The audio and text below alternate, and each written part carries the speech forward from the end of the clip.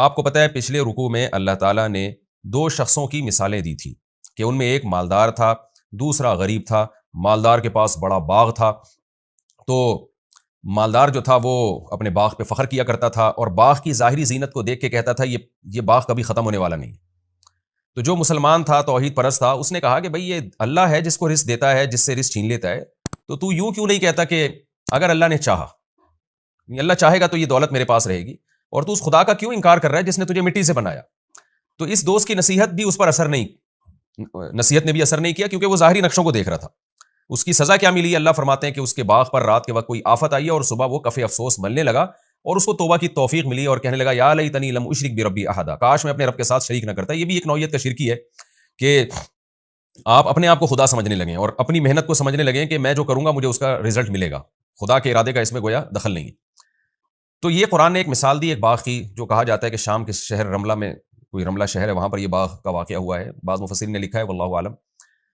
اب قرآن مثال دے رہا ہے اس رکوع میں کہ اس باغ کو تو تم نے نہیں دیکھا اور اس مثال کو بھی نہیں دیکھا، لیکن اس سے ملتی جلتی مثالیں تو تم صبح شام اپنی آنکھوں سے دیکھ رہے ہوتے ہو۔ اور وہ مثال کیا ہے؟ کھیتیاں، لہلہاتی کھیتیاں۔ تو اللہ فرما رہے ہیں کہ کیا کوئی دنیا میں ایسی لہلہاتی کھیتی تم نے دیکھی جس پہ زوال نہ آیا ہو؟ ہر کھیتی کو اگر اپنے حال پہ چھوڑ دیا جائے تو رزلٹ میں کیا ہے؟ وہ خشک ہو کے ختم ہو جاتی ہے۔ اس سے پتہ چلتا ہے دنیا دار فانی ہے۔ یعنی جب آپ دیکھتے ہیں نا زمین میں ہل بوتے ہیں اور بہترین خوشنما کھیتیاں نکلتی ہیں، تو ہم تو چونکہ صبح شام یہ منظر اپنی آنکھوں سے دیکھ رہے ہیں کہ کھیتی نے آگے جا کے خشک ہونا ہے، پھر بالکل چٹیل میدان بن جانا ہے، ہم دیکھ رہے ہیں تو یقین کر رہے ہیں۔ لیکن اگر کسی کو فرسٹ ٹائم لایا جائے اور وہ لہلہاتے کھیت دکھائے جائیں تو وہ بھی یہ کہے گا بھائی یہ ہمیشہ ایسا ہی رہے گا۔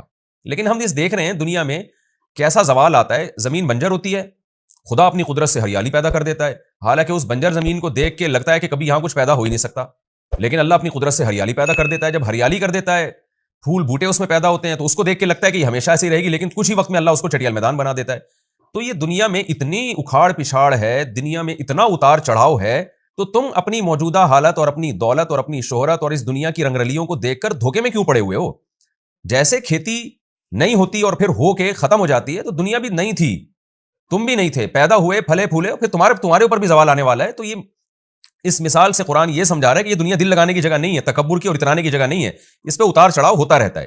اس لیے قرآن آگے مثال دیتا ہے وَاضْرِبْ لَهُم مَثَلَ الْحَيَاةِ الدُّنْيَا، اے نبی آپ ان کے لیے بیان کر دیجئے دنیاوی زندگی کی مثال، کہ یہ دنیاوی زندگی جس پہ تم فخر کرتے ہو، دولت، شہرت اور لالچ اور ان سب چیزوں کے پیچھے بھاگ رہے ہو، کماء، اس کی مثال تو اس پانی کی طرح ہے، انزلناہ من السماء، جس کو ہم نے آسمان سے اتارا۔ یعنی صرف پانی کی طرح نہیں ہے، یہ پانی اور اس کے بعد جو کھیتیاں وجود میں آتی ہیں ان کی طرح ہے، اس پورے منظر کی طرح ہے جس کو آگے قرآن بیان کر رہا ہے۔ فَاخْتَلَطَ بِهِ نَبَاتُ الْأَرْضِ، پھر اس پانی سے زمین کی نباتات پھلتی پھولتی ہیں، ان میں ایک رونق پیدا ہوتی ہے، لیکن پھر اس کے بعد نتیجہ کیا نکلتا ہے؟ فَأَصْبَحَ حَشِيمًا، اس کے بعد دوبارہ وہ ریزہ ریزہ ہو جاتی ہے، تَذْرُوهُ الرِّيَاحُ، اور پھر ہوائیں اس کو بکھیر رہی ہوتی ہیں، کوئی حال نہیں ہوتا اس کا، ہوائیں ایسے بکھیر رہی ہوتی ہیں۔ وَكَانَ اللَّهُ عَلَىٰ كُلِّ شَيْءٍ مُقْتَدِرًا، اس سے صاف پتہ چلتا ہے کہ اللہ ہر چیز پر قدرت رکھتا ہے، وہ جب چاہتا ہے ایک زمین کو رونق دے دیتا ہے اور جب چاہتا ہے اس رونق کو ختم کر دیتا ہے۔ تو تمہیں بھی جب چاہے گا اللہ دولت دے دے گا، جب چاہے گا چھین لے گا، تو یہ تمہاری چاہت پر نہیں ہے، یہ حقیقت میں اللہ کی چاہت پر ہے۔ آگے اللہ تعالیٰ اس دنیا کی وہ مثال دے رہے ہیں جس کو دنیا کہا جاتا ہے۔ ابھی تو اس آیت میں مثال دی نا اللہ نے، ایک عمومی مثال دی ہے کہ پوری دنیا کی مثال یہی ہے۔ اب چونکہ دنیا میں دو چیزوں کو بہت زیادہ فوکس کیا جاتا تھا، خاص طور پر اس دور میں، آج ان میں ایک چیز کو فوکس کیا جاتا ہے، دوسری کو نہیں، لیکن اس زمانے میں لوگ فطرت پہ تھے، لہذا دو چیزوں کو دنیا سمجھتے تھے، ایک دولت اور ایک اولاد کی کثرت، جن میں خاص طور پر بیٹوں پہ بڑا فخر کیا جاتا تھا۔ یہ تو فیملی پلاننگ والوں نے انسان کی فطرت ہی مس کر دی ہے، تو اب وہ اولاد کی کثرت پہ فخر کے بجائے لوگ شرمندگی محسوس کرتے ہیں۔ یہ ایسے ہی ہے جیسے عورت کو چھوڑ کے لوگ مردوں کی طرف مائل ہو رہے ہیں، عورتیں مردوں کو چھوڑ کر عورتوں کی طرف مائل ہو رہی ہیں، جو لیسبین قسم کی اور یہ جو LGBT ٹائپ کے مرد پیدا ہو رہے ہیں۔ تو یہ نیچر سے بغاوت ہے نا، کہ جس چیز میں اٹریکشن تھی وہ اٹریکشن ختم ہو گئی۔ تو آج انسانیت نے نیچر سے بغاوت کر دی ہے، تو اولاد کی کثرت میں پہلے انسان فخر کرتا تھا، اس کو نعمت سمجھتا تھا، خدا کا تحفہ، بلکہ تکبر کرتے تھے لوگ کہ میری اتنی اولاد ہے، میرے اتنے بچے ہیں، اور ظاہر ہے وہ سہارا بنیں گے، ان پہ خرچ اتنا نہیں ہوگا جتنا اس کا آؤٹ پٹ ہوگا، یعنی اس کا جو رزلٹ ہوگا وہ اس میں انویسٹمنٹ اتنی نہیں ہے جتنا اس سے ارننگ ہوگی ہماری، وہ ہمارا دست و بازو بنیں گے، وہ ہماری بڑھاپے میں سہارا بنیں گے۔ یہ ساری چیزیں کفار بھی اس پہ فخر کرتے تھے۔ یہ تو فیملی پلاننگ والوں نے دماغ خراب کر کے نا اتنا جھوٹ بولا ہے کہ جو چیز انسان کے لیے سب سے زیادہ اٹریکٹیو تھی وہی ایک تانا بن چکی ہے، یعنی اولاد کی کثرت جس میں ہمیشہ سے انسان فخر کرتا تھا، وہ ایک تانا بنا دیا فیملی پلاننگ والوں نے۔ تو یہ بھی فطرت سے بغاوت ہے، لیکن قرآن چونکہ اس دور میں نازل ہو رہا ہے جب لوگ اپنی فطرت پہ تھے، تو قرآن مثال وہی دے گا جو نیچر کے مطابق ہوگی۔ اس لیے اب قرآن دنیا کی ان دو چیزوں کی مثالیں دے رہا ہے جو دنیا میں سب سے زیادہ قابل فخر سمجھی جاتی ہیں. اس کی مثال دے کے قرآن کہتا ہے کہ المال والبنون زینت الحیات الدنیا، مال اور اولاد. یہاں جو البنون ہے نا، بعض مفسرین نے اس کا ترجمہ اولاد سے کیا ہے، تو پھر اس میں بیٹیاں بھی داخل ہیں. اس کو کہتے ہیں صنعت تغلیب. جیسے والد کے لفظ میں ہم جب تثنیہ بناتے ہیں تو والدین، کیا مطلب؟ دو والد، یعنی ماں کو بھی والد ہی کے لفظ میں داخل کر لیا. تو یہاں بھی البنون یہ گویا کہ ایک علامت ہے، اس میں بیٹیاں بھی داخل ہیں، اولاد کے معنی میں استعمال ہوا ہے. تو اس کی مثال اردو میں بہت آسان دیتا ہوں میں. ہم کسی سے پوچھتے ہیں آپ کے بچے کتنے ہیں، تو بچے میں بچیاں بھی داخل ہوتی ہیں. حالانکہ جو آپ کی لڑکیاں ہیں ان کو بچی کہا جاتا ہے یا بچیاں کہا جاتا ہے، بچہ نہیں کہا جاتا. بچے جو ہے بچہ کی جمع ہے. تو کیا مطلب؟ مذکر کا لفظ استعمال ہوتا ہے، مراد اس میں داخل جو مؤنث ہیں وہ بھی ہوتے ہیں. تو البنون کا مطلب کیا ہے یہاں پر؟ اولاد. اس لیے بعض مفسرین نے اس کا ترجمہ کیا ہے کہ مال اور اولاد یہ دنیاوی زندگی کی زینت ہے. اور بعض نے اس کو اپنے ظاہر پر رکھا ہے کہ نہیں جی، چونکہ دنیاوی زندگی کی زینت بیٹیاں نہیں سمجھی جاتی تھیں، اور وہ لوگ بیٹوں پہ فخر کرتے تھے کہ وہ ہمارا سہارا بنیں گے، بیٹیوں پہ وہ فخر نہیں کرتے تھے، بلکہ عرب تو بیٹی کی پیدائش پر ان کے منہ سیاہ ہو جایا کرتے تھے. تو قرآن نے ان کے لحاظ سے ہی مثال دی ہے، یہ بتانے کے لیے کہ تم جن بیٹوں پہ فخر کر رہے ہو اور جس اولاد پہ فخر کر رہے ہو، اصل چیز اعمال ہے. تو یہ چیزیں فخر کرنے کی نہیں ہیں، شکر کرنے کی ہیں. بہرحال وہ تو قرآن اور سنت میں ہمیں بتایا گیا ہے کہ اولاد کی کثرت یہ قابل فخر نہیں ہے، لیکن قابل شکر بہرحال ہے. اب تو فیملی پلاننگ والوں نے اس کو قابل شکر بھی نہیں رکھا. تو قرآن کہہ رہا ہے المال والبنون، کہ دنیاوی مال و متاع یہ فنا ہونے والی چیز ہے. تو اس میں دنیا میں سب سے امپورٹنٹ چیز جو سمجھی جاتی ہے، اٹریکٹیو چیز سمجھی جاتی ہے، جس پہ لوگ بہت زیادہ تکبر کرتے ہیں، اتراتے ہیں، وہ ہے مال اور بیٹے. تو اللہ کہتے ہیں زینت الحیات الدنیا، یہ سب دنیاوی زندگی کی زینت ہے بھائی. اور دنیا کا ہم نے تمہیں مثال دے دی ہے کہ یہ فنا ہونے والی ہے. یہی اولاد تمہیں کل قبر میں اتارے گی، اور یہی مال جب بغیر جیب کے کفن پہنایا جائے گا نا اور تمہیں قبر میں لٹایا جائے گا، تو یہی ساری اولاد تمہاری جو ہے یہ سارے تمہاری جائیدادوں کے حصے بخیے کر کے کھا رہی ہوگی. تو اس لیے یہ دنیاوی زندگی کی ایک زینت ہے. زینت کیا ہوتا ہے؟ کہ وہ چیز جو دیکھنے میں اچھی لگتی ہے، چاہے حقیقت میں اچھی ہو یا نہ ہو. آگے کیا ہے؟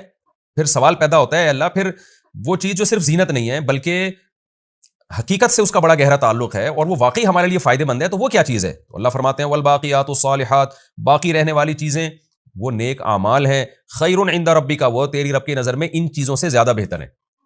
یعنی اولاد سے اور مال سے زیادہ بہتر کیا ہیں؟ وہ ہیں باقی رہنے والی نیکیاں، کیونکہ وہ اس لیے بہتر ہے، ظاہر ہے سب سے پہلی بات ہے وہ باقی رہنے والی ہیں. تو ثواباً وہ ثواب کے اعتبار سے بھی، یعنی بدلے کے اعتبار سے، وخیر عملا، اور ان سے آپ زیادہ امیدیں بھی لگا سکتے ہیں. آپ نہ اولاد سے بہت زیادہ امیدیں لگا سکتے ہیں کہ آپ اولاد سے لوگ امیدیں لگاتے ہیں نا کہ یہ کر کے دیں گے، یہ یوں کما کے دیں گے، یہ ہمارے کام آئیں گے. ہو سکتا ہے کام نہ آئیں آپ کے، اور یہ بھی ممکن ہے کہ وہ آپ کی زندگی میں ہی مر جائیں، آپ کے بڑھاپے سے پہلے ان کی موت واقع ہو جائے. اسی طرح مال یہ چھین بھی سکتا ہے، یہ مال آپ کو نقصان بھی پہنچا سکتا ہے، مال قتل و غارت کا ذریعہ بن سکتا ہے. ہو سکتا ہے آپ کے مالدار ہونے کی وجہ سے کوئی آپ کو قتل کر کے چلا جائے.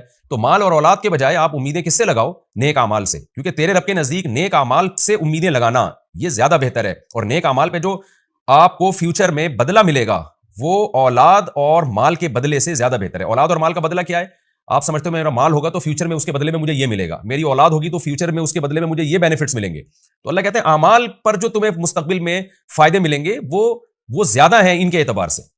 تو اس لیے نہ مال پہ فخر کرو نہ اولاد پہ. مراد اس سے صرف مال اور اولاد نہیں ہے، دنیا کی کوئی بھی نعمت وہ سب اس میں داخل ہے. باقی خوب سمجھ لیں اس آیت کا یہ مطلب ہرگز نہیں ہے کہ اولاد کی کثرت کی فکر نہیں کرنی چاہیے، وہ تو نیک اعمال میں داخل ہے کہ آپ اولاد کی کثرت کی اللہ سے امیدیں بھی لگائیں اور اللہ سے دعائیں بھی مانگیں اور اولاد کی کثرت کی خواہش بھی رکھیں، کیونکہ یہ تو قرآن و سنت کا حکم ہے. تو یہاں اولاد اور مال سے وہ مال اور وہ اولاد مراد ہے جو آخرت سے آپ کو غافل کر دے. جیسے کہ مشرکین مکہ جن کو اللہ نے بہت زیادہ بیٹے دیے تھے، وہ اسی پہ فخر کیا کرتے تھے.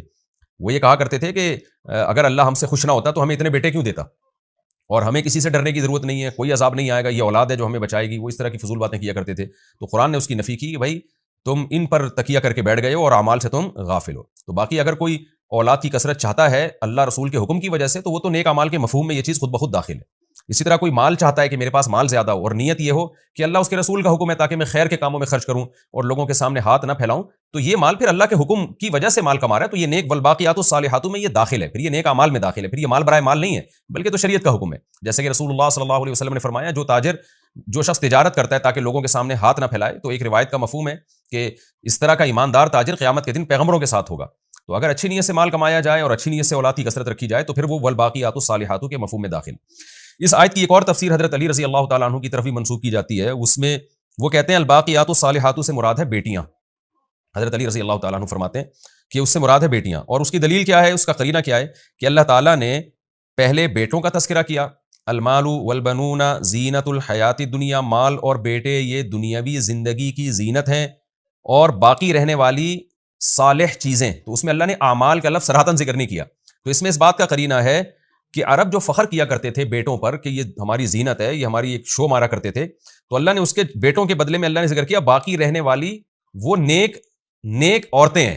الصالحات میں تو مطلق صالح کا لفظ ہے نا، اب ہمیں نہیں پتا اس سے اعمال مراد ہے یا اولاد مراد ہے.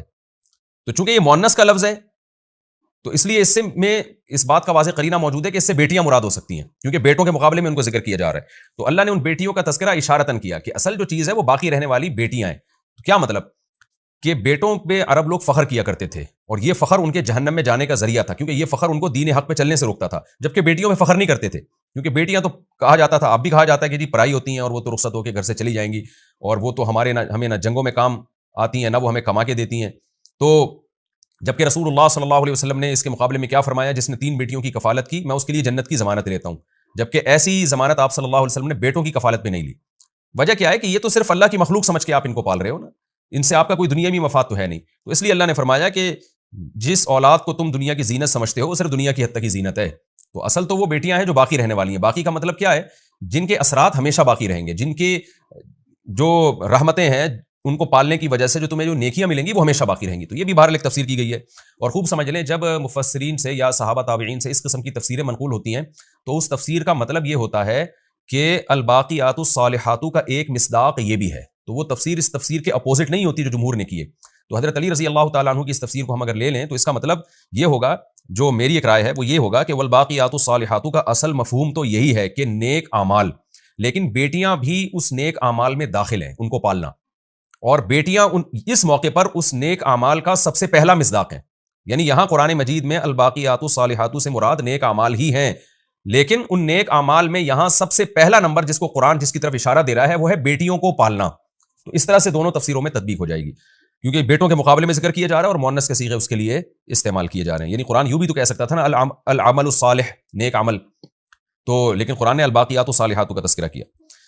آگے قرآن کہتا ہے، اچھا اس آیت سے علماء نے استدلال پردے پر بھی استدلال کیا ہے کہ دیکھیں قرآن کہہ رہا ہے کہ بیٹے زینت ہیں، تو زینت ہمیشہ دکھائی جاتی ہے، جبکہ بیٹیوں کو اللہ نے زینت نہیں کہا. اس سے پتہ چلتا ہے بیٹیاں چھپانے کی چیز ہیں، پبلک کو دکھانے کی چیز نہیں ہے. یعنی جب بیٹیاں جوان ہو جاتی ہیں تو وہ چھپانے کی چیز ہیں، گھر کی 4 دیواری میں یا کہیں بھی جانا ہو تو پردے کے ساتھ جائیں. تو بیٹے ہیں جو زینت کا ذریعہ بنتے ہیں، دنیاوی زینت. آخرت میں تو ظاہر ہے وہ بیٹیوں کو پالنے کے فضائل اسلام میں زیادہ ہیں، لیکن دنیاوی زینت کے اعتبار سے زینت اسی چیز کو کہا جاتا ہے نا جو نمایاں کی جاتی ہے. تو اس میں اللہ نے یہ مانا ہے کہ بیٹے دنیا کی زینت ہیں. وہ اس کا انکار تو نہیں کیا اللہ تعالیٰ نے، انکار اس بات کا کیا ہے کہ وہ زینت پر فخر نہ کرو اور اللہ سے غافل ہو. تو اس سے بھی پتہ چلتا ہے کہ بیٹے تو دکھائے جائیں گے اور ان کو آپ لے کے جائیں، ہر جگہ تعارف کروائیں، بیٹیوں کو چھپایا جائے گا، وہ باپ کے گھر سے رخصت ہو کے شوہر کے گھر میں جائیں گی.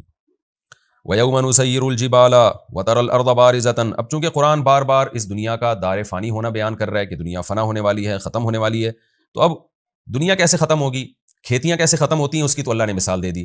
اب اللہ بتا رہا ہے کہ یہ دنیا بھی ایک کھیتی کی طرح ہے، تم پر بھی موت واقع ہوتی ہے، اس دنیا پہ بھی موت واقع ہوگی. تو اب اس دنیا پہ کیسے موت واقع ہوگی قرآن اس کا تذکرہ کرتا ہے. وَيَوْمَ نُسَيِّرُ الْجِبَالَ، جس دن ہم پہاڑوں کو اپنی جگہ سے ہلا دیں گے، وَتَرَى الْأَرْضَ بَارِزَةً، اور تم دیکھو گے زمین کو چٹیل میدان. کیونکہ پہاڑوں کا ہلنا یہ بہت مشکل ہوتا ہے، تو اللہ نے بڑی مثال دی ہے تاکہ چھوٹی چیزوں کا ہلنا تمہاری سمجھ میں آ جائے. جب بڑے بڑے پہاڑ K2 اور ماؤنٹ ایورسٹ جیسے پہاڑ اپنی جگہ پہ نہیں رہیں گے تو پھر کیا چیز اپنی جگہ پہ رہے گی. اللہ اس کو ختم کر دے گا اور زمین ایک چٹیل میدان بن جائے گی. پھر اس کے بعد دوبارہ جو سور پھونکا جائے گا پھر کیا ہوگا، وَحَشَرْنَاهُمْ، ہم ان لوگوں کو جمع کریں گے، فَلَمْ نُغَادِرْ مِنْهُمْ أَحَدًا، اور ان میں سے کسی ایک کو بھی ہم نہیں چھوڑیں گے. کوئی ایک آدم سے لے کے قیامت تک آنے والا آخری انسان میں کوئی ایک ایسا نہیں ہوگا جو میدان حشر میں جمع نہ ہو. اس کے بعد کیا ہوگا، وَعُرِضُوا عَلَىٰ رَبِّكَ صَفًّا، اور اے مخاطب تیرے رب کے سامنے سب پیش کر دیے جائیں گے صف بنا کے. وہ صفیں کس ترتیب سے ہوں گی اللہ ہی اس کی تفصیل جانتا ہے. پھر اللہ خطاب کر کے کہیں گے لَقَدْ جِئْتُمُونَا كَمَا خَلَقْنَاكُمْ أَوَّلَ مَرَّةٍ، دیکھو جیسے ہم نے پہلی مرتبہ تمہیں پیدا کیا تھا وہ بھی ہماری قدرت تھی، اسی طرح آج تم ہمارے سامنے دوبارہ آ گئے، ہم تمہیں دوبارہ اپنے سامنے لے آئے. تو یہ بار بار جو ایتھیسٹ اور ملحدین کے فضول باتیں کرتے ہیں نا، اس طرح سے انسان یوں کر کے وجود میں آیا ہے، تو اس کی نفی ہو رہی ہے کہ پہلی دفعہ بھی ہماری قدرت تھی. یہ تو تم نے دیکھ لیا منی سے انسان بنتا ہوا تو تم نے کہا یوں بنا ہے، نہ دیکھا ہوتا تو تم لاکھوں کروڑوں سال تک فلسفے ہی پیش کرتے رہتے کہ یہ پہلی دفعہ بنا کیسے ہے. کوئی بھی نہیں مانتا کہ یہ منی کے قطرے سے 9 مہینے میں بن کے ماں کے پیٹ سے باہر آ گیا، کوئی بھی نہیں مانتا یہ. اور پتہ نہیں کیا کیا تھیوریاں پیش کی جاتی ہے اور اس پہ کیا کیا فضول دلائل گڑے جاتے. تو اللہ کہتے ہیں ہم نے پانی کے قطرے سے تمہیں ماں کے پیٹ میں 9 مہینے میں بنا کے نکال دیا، اور پہلی دفعہ بھی بہت عجیب طریقے سے تمہیں پیدا کیا تھا، کسی کو مرد کسی کو عورت بنایا، پھر ان کے ملاپ سے پھر نئی نسل تیار کی، پھر ان کے ملاپ سے، یا پتہ نہیں صدیوں سے یہ عمل ہوتا چلا آ رہا ہے. جیسے پہلی مرتبہ ہم نے تمہیں بنا دیا، دوبارہ ہم نے قبروں سے لا کے اپنے سامنے کھڑا کر دیا ہے. بل زعمتم، لیکن تم کیا سمجھتے رہے، اللہ نجعل لکم موعدا، کہ ہم تمہارے لیے کوئی وعدے کا وقت رکھیں گے ہی نہیں جس میں ہم نے تمہیں دوبارہ جمع کرنا ہو. تم یہی فضول باتوں میں لگے رہے کہ یہ کیسے پاسبل ہے، یہ تو ہو نہیں سکتا. ووضع الکتاب، اللہ کہیں گے کہ ہم تمہیں جمع کر کے بتائیں گے، دیکھو آ گئے نا تم. اس کے بعد کیا ہوگا، ووضع الکتاب، اعمال نامے رکھے جائیں گے لوگوں کے سامنے لا کے. فتر المجرمین، اے مخاطب تو مجرموں کو دیکھے گا، مشفقین مما فیہ، اس کتاب میں جو کچھ لکھا ہوا ہوگا اس کی وجہ سے وہ ڈر رہے ہوں گے. اس کتاب میں ان کی ساری بدعمالیاں ہوں گی جس کو دیکھ کر وہ گھبرانا اور پریشان ہونا شروع کر دیں گے. وَيَقُولُونَ، اور اتنا پریشان ہوں گے کہ کہیں گے یا وَيْلَتَنَا، ہائے ہماری بدبختی، مَا لِهَذَا الْكِتَابِ، اس کتاب کو کیا ہو گیا ہے، یہ کیسی کتاب ہے. لا يغادر صغیرة ولا کبیرة الا احصاها، کہ کوئی زندگی کا چھوٹا یا بڑا پہلو ایسا نہیں ہے، عمل ایسا نہیں ہے مگر یہ کہ اس کتاب نے اس کو محفوظ نہ کر لیا ہو. یعنی ایسا رزلٹ تو ہم نے آج تک کبھی نہیں دیکھا. کوئی ایک معمولی سا ذرہ بھی اس کتاب نے نہیں چھوڑا. حدیث میں آتا ہے، قرآن میں آتا ہے نا، یعلم خائنۃ الاعین، اللہ آنکھوں کی خیانت کو بھی جانتا ہے. ذرا سی آپ کی نظر ادھر ادھر ہوتی ہے نا غلط، اس کو بھی اللہ جانتا ہے. تو ایک ایک چیز لکھی جا رہی ہے اس میں، اور قرآن کہتا ہے واقعی ایسا ہی ہوگا. ووجدوا ما عملوا حاضرا، جو کچھ انہوں نے عمل کیا ہوگا نا اس کو اپنے سامنے موجود پائیں گے. ولا یظلم ربک احدا، اور اے مخاطب تیرا رب کسی پہ ظلم نہیں کرے گا. کیا مطلب، ایسا نہیں ہوگا کہ کوئی بدعملی کی نہ ہو اور تیرے رب نے اس اعمال نامے میں زبردستی لکھ دی ہو، اور ایسا بھی نہیں کرے گا کہ کوئی بدعملی کی نہیں ہو اور اللہ اس کی سزا دینا شروع کر دے. تو اس لیے جو کچھ ہوگا حقیقت پر مبنی ہوگا، تبھی ان کی چیخیں نکلیں گی. جب ہم رزلٹ دیکھتے ہیں نا اور ہم دیکھتے ہیں کہ جو کام ہم نے نہیں کیا یا پیپر ہم نے اچھا دیا تھا نمبر ہمارے کم آئے ہیں، تو ہم ایک دم ٹینشن میں نہیں جاتے، بلکہ ہم کہتے ہیں یار یہ رزلٹ ہی غلط ہے، میں اس کو چیلنج کروں گا. تھوڑی سی پریشانی تو ہوتی ہے لیکن ایک امید بھی ہوتی ہے کہ بھائی میں نے تو پیپر اچھا دیا تھا، یہ اتنے تھوڑے نمبر کیوں آئے ہیں، اس کا مطلب یہ پیپر چینج ہوا ہے یا جو چیک کرنے والا ہے اسے غلطی ہوئی ہے، تو میں جو ہے کیس کروں گا اس پہ. لیکن اللہ کہتے ہیں کہ چونکہ وہ جو کچھ انہوں نے کیا ہوگا نا اس کو اپنے سامنے موجود پا رہے ہوں گے اور تیرا رب کسی پہ ظلم نہیں کر رہا ہوگا، تو اس لیے ان کی جو چیخو پکار ہوگی وہ بالکل بجا ہوگی. وہ دیکھیں گے یار یہ سب وہی چیزیں جو ہم کر کے آئے ہیں. تو اس لیے اللہ تعالیٰ فرماتے ہیں تیرا رب کسی پہ ظلم نہیں کرے گا. یہ ہمارا رکوع الحمدللہ کمپلیٹ ہو گیا، اور اس رکوع کا مختصر سا رکوع تھا. اس کا خلاصہ یہی ہے کہ اللہ نے بتا دیا بھائی یہ دنیا دار فانی ہے، لہلہاتی فصلوں سے عبرت حاصل کرو، یہ ہمیشہ نہیں لہلہاتی ہیں. تو یہ لہلہاتی دنیا، یہ سائنسی ترقیاں، یہ چاند اور مریخ پہ پہنچنے کی باتیں، یہ بھی اسی کھیتی کی طرح ہے کہ جو ابھی اس درخت کی طرح جو نشو و نما پا رہا ہے. تو آپ اس دنیا کی اس ترقی کو تو دیکھ رہے ہو، یہ نہیں دیکھ رہے کہ ہر ترقی کے بعد ایک زوال بھی ہے. تو رزلٹ اس کا یہی ہے. لہذا ترقی سے اللہ نہیں روک رہے، اس دنیا سے دل لگانے سے روک رہے ہیں.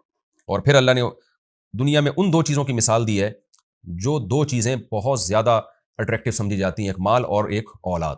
تو اللہ کہتے ہیں یہ مال اور اولاد بھی فانی ہے، تو نیک اعمال کو فوکس کرو. یعنی کچھ بھی کرنا ہے تو اللہ کو راضی کرنے کے لیے کرو، اس کا ثواب بھی یقینی ہے، اور اس پہ جو امیدیں لگاؤ گے تم، ان امیدوں کے مطابق تمہارے ساتھ معاملہ بھی ہوگا. جبکہ دنیا سے جب امیدیں لگاؤ گے تو تمہیں خاک بھی مل سکتی ہے اس میں. اور پھر اللہ نے قیامت کی ہولناکیوں کو بیان کیا، اور پھر انصاف کو بیان کیا کہ کیسے اللہ تعالیٰ مجرمین کے سامنے اعمال نامے لا کے رکھ دے گا. تو یہ اس کا حاصل یہی ہے کہ یہ جو بار بار کہا جاتا ہے کہ کوئی دوبارہ زندگی نہیں ہے، کوئی حساب و کتاب نہیں ہے، اللہ کہتا ہے زندگی بھی ہے دوبارہ، حساب و کتاب بھی ہے، اور ایسا حساب و کتاب ہے کہ تمہاری چیخیں نکل جائیں گی. اللہ تعالیٰ ہم سب کو اس حساب و کتاب کے دن کے آنے سے پہلے اس کی تیاری کی توفیق عطا فرمائے، اور اگر ہم سے کوئی غلطی ہو جاتی ہے تو جلد سے جلد اللہ ہمیں توبہ کرنے والا بنا دے، کیونکہ ابھی توبہ کا دروازہ کھلا ہے، اس دن توبہ کا دروازہ بند ہوگا.